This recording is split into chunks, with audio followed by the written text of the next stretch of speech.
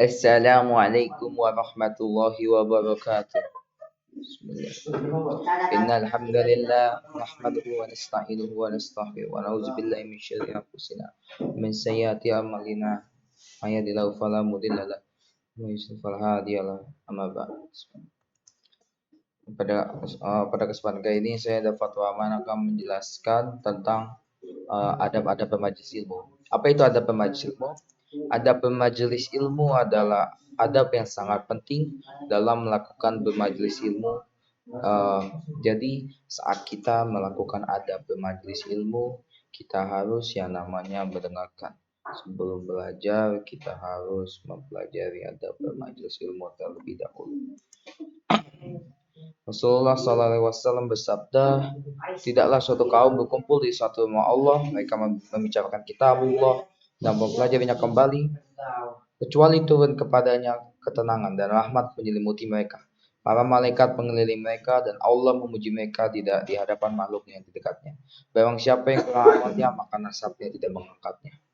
Jadi penjelasan dari hadis tersebut adalah tidaklah ya kaum yang berkumpul dalam di masjid dan membaca kitab-kitab Allah yaitu Al-Quran Al-Karim yang dan rahmat menyelimuti mereka dan malaikat pun mengelilingi mereka.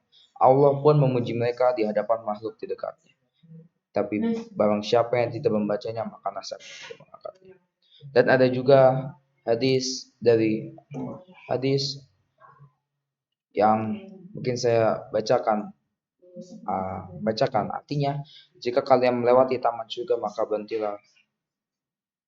Maka bertanya apakah taman surga itu? Beliau menjawab halaqah zikir atau majelis ilmu. Riwayat At-Tirmidzi dan disahihkan Syekh Salim bin Al-Hilali.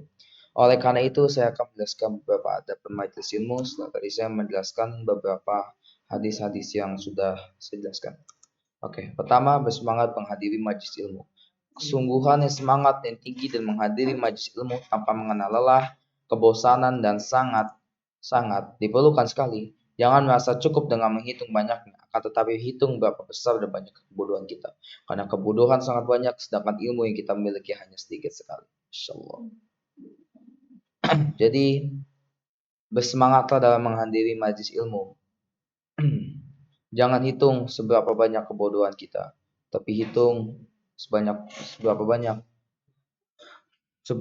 kepintaran yang kita dapat. Jangan merasa puas dalam menggali ilmu. Kita harus terus haus akan ilmu dan terus menutupi kebodohan kita. Karena kebodohan yang sangat banyak, sedangkan ilmu yang kita miliki hanya sedikit sekali. Kita tidak boleh membuat kebodohan kita menjadi sangat banyak dan membuat ilmu kita hanya sedikit sekali. Kedua, bersegera datang ke majelis ilmu dan tidak terlambat. Bahkan harus mendahului dari selainnya. Seseorang bila terbiasa bersegera dalam menghadiri majelis ilmu, maka akan mendapatkan faidah yang sangat banyak. Faidah yang dimaksud ini adalah faidah yang sangat banyak dalam menghadiri majelis ilmu. Dan jika kita menghadiri majelis ilmu, kita juga bisa bertambah pahala. Dan juga jika kita majelis ilmu, kita bisa mendapatkan ilmu yang sangat banyak. Dan juga akan kita harus mendahului orang lain dalam mendapatkan ilmu. Sehingga Asy-Syabi ketika ditanya dari mana engkau mendapatkan ilmu ini semua, ia menjawab, tidak tergantung kepada orang lain, berpergian ke negeri-negeri dan sabar seperti sabarnya keledai, serta bersegera seperti bersegeranya elang. Maka kita harus seperti tuntut ilmu sampai negeri Cina seperti itu, emang yang namanya real gitu. Jadi kita harus menuntut ilmu sampai ke negeri-negeri lain, dan juga kita harus bersabar dalam menuntut ilmu seperti keledai dan cepat-cepat dalam mendapatkan ilmu seperti elang. Dan selanjutnya adalah mencari dan berusaha mendapatkan pelajaran yang ada di majelis ilmu yang tidak dapat dihadirinya. Terkadang seseorang tidak dapat menghadiri satu majelis ilmu karena alasan tertentu seperti sakit dan lain, sehingga tidak dapat memahami pelajaran yang ada di dalam majelis ilmu tersebut.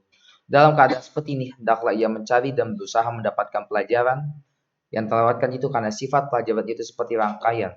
Jika hilang darinya satu bagian, maka dapat mengganggu yang lainnya.